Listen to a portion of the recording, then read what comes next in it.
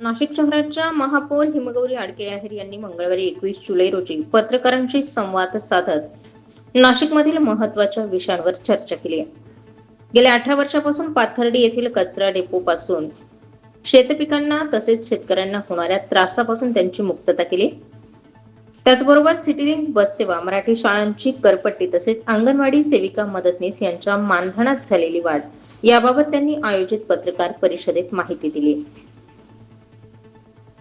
कचरा डेपोतील पाणी हे एसटीपी प्लांटकडे वळवून शेतकऱ्यांना होणारा त्रास आता थांबणार असल्याचंही महापौर हिमगौरी आडके आहेर यांनी आयोजित पत्रकार परिषदेत सांगितलं. यावेळी स्थायी समितीचे सभापती मच्छिंद्र सानप, उपमहापौर विलासण्णा शिंदे उपस्थित होते. खरं तर आपण सगळ्यांनाच माहिती आहे की सुरुवातीच्या काळामध्ये आपले प्रभाग दौरे झाले आणि त्या प्रभाग दौऱ्यांमध्ये जे काही आम्हाला अडचणी त्या प्रभागात जाणवल्या, त्या दौऱ्यांमध्ये काही निर्णय खरं तर आम्ही सगळ्या पदाधिकारी, मी असेल, उपमहापौर असतील, आमचे स्टँडिंग चेअरमॅन असतील, पाहणी दरम्यान ज्या ज्या प्रभागांमध्ये काही अतिशय संवेदनशील आणि महत्त्वाचे निर्णय आम्ही घेतले होते. आणि आज आम्हाला आनंद होतोय की आपलं सरकार जे आहे महाराष्ट्राचं, ते शेतकऱ्यांना प्राधान्य देत असताना आणि उद्या सन्माननीय मुख्यमंत्री देवेंद्रजी फडणवीस यांचा वाढदिवस असताना पाथर्डीमध्ये आपल्याला माहिती आहे, गव्हाणे इथे जो आपला खत प्रकल्प आहे त्यामध्ये सातत्याने लँडफिलिंग होतं आणि लँडफिलिंग झाल्यामुळे, लिंचिंगमुळे जे पाणी आहे ते अतिशय घाण पाणी खूप वर्षापासून, जवळजवळ 15 वर्षापासून हे शेतकरी त्रस्त होते. ते घाण पाणी त्यांच्या शेतात जायचं आणि आपल्या विहिरींमध्ये देखील ते दूषित पाणी यायला लागलं होतं. त्यांचं शेत आणि पीक त्याच्यामुळे आतून सडत होतं आणि त्यांना पीक घेता येत नव्हतं. ही वर्षानुवर्षाची समस्या त्या शेतकऱ्यांची होती. त्याचबरोबर विहिरीतलं पाणी देखील दूषित होतं, त्यामुळे त्यांच्या आरोग्याला देखील खूप मोठा धोका निर्माण झालेला होता. आणि पाहणी दरम्यान जेव्हा आम्ही हे बघितलं, तर तेव्हा आमच्या लक्षात आलं की इथे खरं तर ते जे पाणी येत आहे बाहेर लँडफिलमधनं, त्याला कुठेतरी एसटीपीशी कनेक्ट केलं तर तो आपला मुद्दा रिझॉल्व्ह होऊ शकतो. शेतकऱ्यांना ऍक्च्युअल पाणी जमिनीत मुरेल आणि म्हणून तिथल्या पाण्याचं जे डायव्हर्जन आहे ते आम्ही जवळजवळ 2.5 कोटी खर्च करून आज त्याचं भूमिपूजन केलेलं आहे. आणि 2.5 कोटीमध्ये आपण ते पूर्ण जे पाणी, खराब पाणी आहे, जे त्यांच्या शेतात जात होतं, जे विहिरींमध्ये जात होतं, त्याला डायव्हर्जन देऊन एसटीपीत टाकतो आहे आणि आता त्यांना एकदम चांगलं आणि स्वच्छ पाणी मिळेल. हे जे खराब पाणी होतं ते एसटीपीत जाऊन स्वच्छ होणार आहे. त्यामुळे अशा पद्धतीने खरं तर शेतकरी खूप आनंदित होते आज की एवढ्या वर्षानंतर त्यांचा वर्षानुवर्ष जो लांबलेला एक प्रश्न होता आणि त्याच्याने त्यांची शेती आणि आरोग्य दोन्ही पण धोक्यात होते, तो मार्गी लागलेला आहे. विषय नाहीये. टोटल जो विषय काय होता की ग्राउंड वॉटर रिचार्ज जो आहे, लँडफिल मधनं जे खराब पाणी होतं कचऱ्याचं, ते सगळं अक्षरशः पीक काळं होत होतं आणि पाणी जे त्यांच्या टाक्यांमध्ये येतं बेसिकली याच्यामध्ये, कारण अतिशय चिकट द्रव्य असं बाहेर निघत होतं आणि त्यामुळे ते त्यांच्या आरोग्याला धोकादायक होतं. ते पूर्ण जेवढं पाणी, कारण आता पावसाचं पण पाणी त्यात ऍड होतं, त्याच्यामुळे it is not correct to measure that water, पण त्याचं डायव्हर्जन आपल्याला एसटीपीत करणं हे खूप गरजेचं होतं आणि ते आज आपण सुरू केलंय. टोटल जर आपण बघितलं तर ह्या 186 शाळा आहेत आणि त्यात इतर पण काही मायनॉरिटी शाळा आहेत ज्यांनी आमच्याकडे मागणी केली आहे. काही गुजराती मीडियम आहे, काही उर्दू मीडियम आहे, काही अशा आहेत ज्या मायनॉरिटीच्या शाळा आहेत.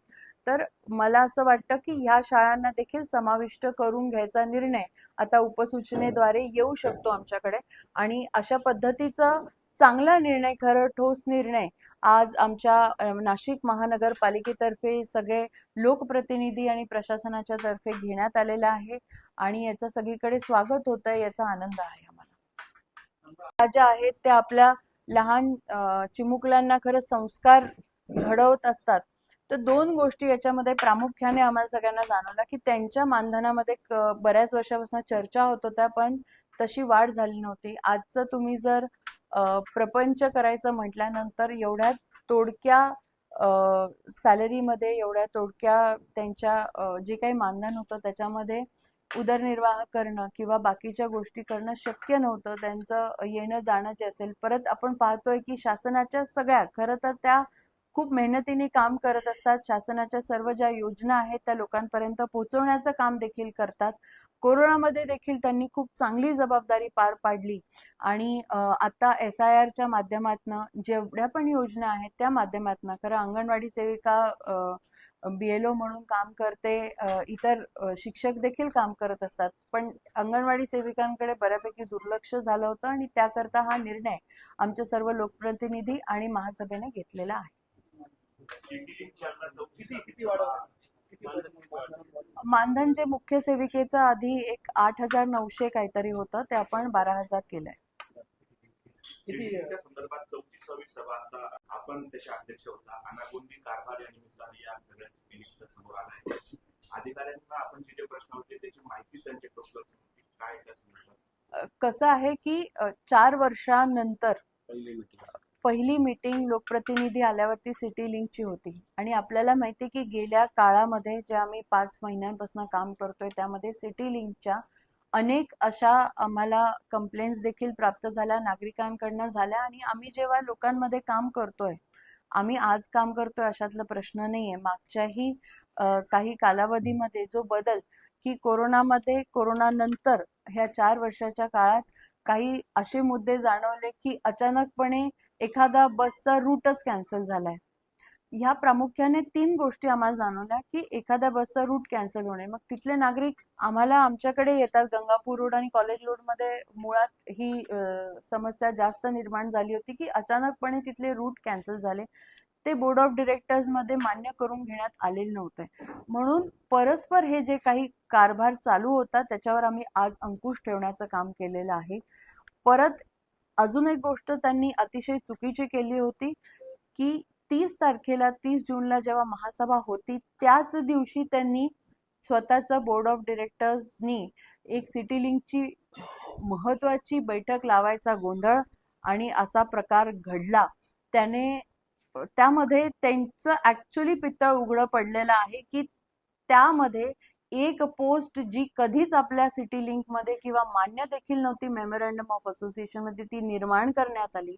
ज्या व्यक्तीला आपण पदभार चांगलं काम करत नाही म्हणून कार्यमुक्त केलेलं होतं, त्या व्यक्तीला त्यांनी पुन्हा घ्यायचा घाट हा कुंभमेळ्यात त्यांना करायचा होता आणि तो आमच्या निदर्शनास आला. सन्माननीय सभापतींनी त्या दिवशी त्यांना सांगितलं होतं की ही तुम्ही बैठक कशाला घेताय, त्याच दिवशी महासभा आहे.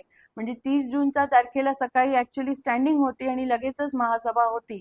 इतका व्यस्त काळ असल्यानंतर सुद्धा जेव्हा की तिथे आम्ही तिघही, मी, उपमहापौर, सभापती आणि आयुक्त हे कुणीही उपस्थित नसताना त्यांनी ते मीटिंग घ्यायचं धैर्य दाखवलं आणि त्यांचं पितळ तिथे उघडं पडलं की त्यांनी त्याच्यात अशा नियुक्त्या घेतल्या होत्या की ज्या आक्षेपार्ह होत्या.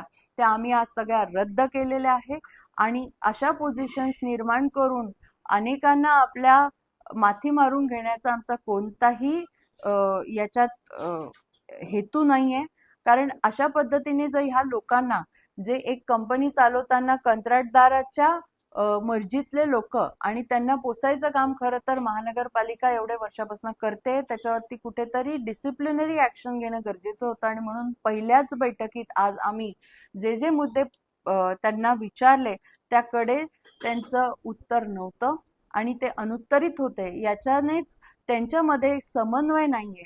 अधिकारी, कॉन्ट्रॅक्टर आणि जे कन्सल्टंट आहे त्यांनी ऍक्च्युली ह्या 4 वर्षामध्ये काय बदल केले. नुसतं आता ते सांगताय की वॉर कंडिशन आहे म्हणून इंधन वाढले. अरे ते तर आत्ता वाढलेले आहे, पण 4 वर्षापासून, मागच्या काही काळापासून, 10 वर्षापासून जर एखादी कन्सल्टन्सी काम करते, जर एवढे लोक काम करताय सिटी लिंक वरती, आयदर तुमचं सर्व्हिस तर वाढली पाहिजे होती की ज्या पद्धतीने तुम्ही नागरिकांशी इंटरॅक्शन करता. तुम्ही एकच काम केलं ते चांगलं आहे की त्यांनी UPI सुरुवात केली, कारण सुट्या पैशांवरनं गोंधळ होत होते आणि त्यांच्या अक्षरशः नागरिकांबरोबर कंडक्टरचे वाद होत होते. आणि त्या गोष्टी करता किंवा आता प्रवासी शालेय मुलं आहे किंवा कॉलेजमधल्या मुलं मुली असतील त्यांच्याकडे सुट्या पैशाचा इश्यू होत होता, म्हणून आपण एक चांगली संकल्पना डिजिटायझेशनची आणली.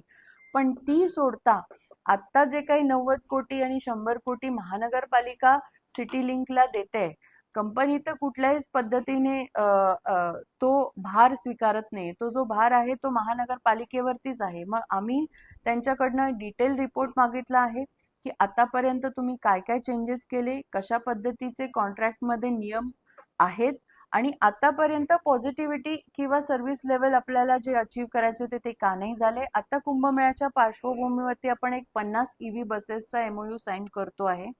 200 CNG, 50 डिझेल आणि 50 EV. तर EVचे बसेस अजून वाढून मिळावे अशी आम्ही एक मागणी केलेली आहे, कारण EVचे बसेस जे आहेत त्याच्यात आपल्याला माहिती आहे की सगळ्या मोठ्या बसेस आहे. खरं तर आम्ही अशी पण मागणी केली आहे की लोकांना गावात जाण्यासाठी सोयीचं व्हावं म्हणून लहान बसेसचं पण त्याच्यात समायोजन करून घ्यावं.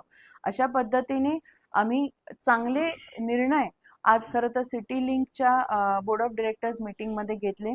काही त्रुटी आहेत आणि आमच्याकडे नागरिक देखील आले होते की काही काही ठिकाणी ड्रायव्हर्स रॅश ड्रायव्हिंग करतात आणि ह्या कंप्लेंट्स देखील मागच्या काही काळामध्ये आपण बघितलं की AVPचे पदाधिकारी, अखिल भारतीय विद्यार्थी परिषदेचे पदाधिकारी इथे येऊन गेले. त्यांनी त्यांच्यासाठी काही सवलती मागितल्या आणि इथे जेव्हा आपण एकाच अशा प्रेसमध्ये बसलो होतो तेव्हा एक विद्यार्थी अक्षरशः बसमधनं पडला होता आणि त्याच्या हाताला लागलेलं होतं. तर बस थांबली नव्हती, जागेवरती निघून गेली होती. अनेक असे काही त्रुटी जाणवल्या की 7:30ची एक बस होती, ती 9:30ला कॅन्सल झाली असं 2 तासानंतर निरोप आला. त्यामुळे हेही जे काही त्यांच्या तांत्रिक अडचणी आहेत, त्यांच्या सॉफ्टवेअरमध्ये काय इश्यूज आहेत तेही आज आम्ही डिस्कस केले आणि त्यावरती काम आता निश्चित होणार आहे. आणि नाशिककरांना अतिशय चांगली सिटी लिंक बसची सर्व्हिस आम्ही याच्या पुढे देऊ असा मानस आम्ही सगळ्यांनी ठरवलेला आहे. आणि आता पदाधिकारी या बोर्ड ऑफ मीटिंगला बसत जाणार आहेत. त्याच्यामुळे नाशिककरांनी निष्काळजी राहू नये किंवा काळजीत पण राहू नये की कशा पद्धतीने आता सिटी लिंकची सर्व्हिस येणार आहे. जिथे जिथे ऍक्च्युली बस रूटची गरज आहे ती आमच्यापर्यंत तुम्ही पोहोचवा, कारण ही सर्व्हिस आपण डिमांड ओरिएंटेड देत असतो. अनेक गावांमधनं पण आम्हाला मागणी आली आहे, जसे की वणी असेल, शिर्डी असेल, इगतपुरी असेल, की कुंभमेळ्याच्या पार्श्वभूमीवरती आम्हाला बस सर्व्हिसेस तुम्ही एक्सटेंड करून द्या. पण त्याचाही विचार आम्ही पुढच्या बोर्ड मीटिंगमध्ये करणार आहोत की 30 किलोमीटरचा एक परिसर आहे ज्याच्यामध्ये आम्ही खरं तर सर्व्हिस देऊ शकतो. त्यात काही बदल करू शकतो का कुंभच्या पार्श्वभूमीवर, याच्यावरही विचार होणार आहे. हो, परिवहन समिती देखील आपल्याला स्थापन करायची. इतर विशेष समित्या ज्या आहेत त्या देखील आता दृष्टिक्षेपात आहेत. कदाचित पुढच्या महासभेमध्ये या सगळ्या समित्यांचं नियोजन झालेलं असेल आणि त्या समित्या पण आपण स्थापन करू. त्याचबरोबर नामकरण समिती देखील आम्ही एक स्थापन करत आहोत.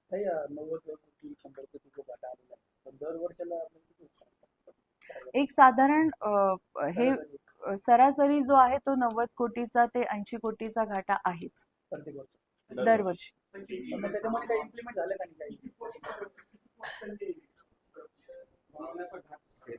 एक तर मोठी पोस्ट होती जे बनवण्याचा घाट, कारण त्यांनी त्याच्यामध्ये म्हटलं होतं की मॅनेजर असं निर्माण केलेला होता. हा, ते कोणी होते कर्मचारी आधी आणि मग ते नंतर इथे खूप मोठे झाले असं काही मला समजलंय. पण त्यांचं तर आम्ही रद्दबादल करून तो दप्तरी जमा करायला सांगितला ठराव. आणि दुसरं म्हणजे काही पोस्ट आहेत ज्या त्यांनी मे मध्ये भरल्या, पण त्याची माहिती त्यांनी कार्योत्तर आता आमच्या जवळ दिली, तर आम्ही तो विषय तहकूब केलाय. कारण त्याच्यामध्ये काही त्रुटी आम्हाला जाणवल्या की एकच पोस्ट होती आणि एकच जण इंटरव्ह्यूला आला. अशा काही त्रुटी त्या गोष्टींमध्ये होत्या की महाराष्ट्रभरातनं त्या पोस्टसाठी 29 अर्ज येऊन एकच हजर राहतो हे, आणि एक तो नियुक्तही होऊन जातो जो की आधीच्या कन्सल्टन्सीमध्ये काम करणारा व्यक्ती असतो. तर हे जरा काही आम्हाला पटलं नाही, त्याच्यामुळे आम्ही तो विषय तहकूब केलेला आहे. कारण ती व्यक्ती आता ऑलरेडी यांनी घेतलेली आहे. तर असे विषय आम्ही त्यांना सांगितलंय की हे लगेच जेव्हा तुम्ही नियुक्ती करता त्यांच्या नियुक्तीपत्रासकट माहिती बोर्ड ऑफ डिरेक्टर्सला ईमेलद्वारे समजली पाहिजे. नंतर हे 3-3 महिन्यात घेण्यात काहीच अर्थ नसतो, कारण ते ऑलरेडी ते करून चुकलेले असतात आणि त्यामुळे त्याच्यावर निर्णय जर आपण कंपनीसारखं काम करायचं आहे तर खरंच तेवढ्या तत्परतेने आणि तेवढं डिजिटल वेने काम स्टार 24 फास्ट न्यूज साठी गौरव पाटील, नाशिक.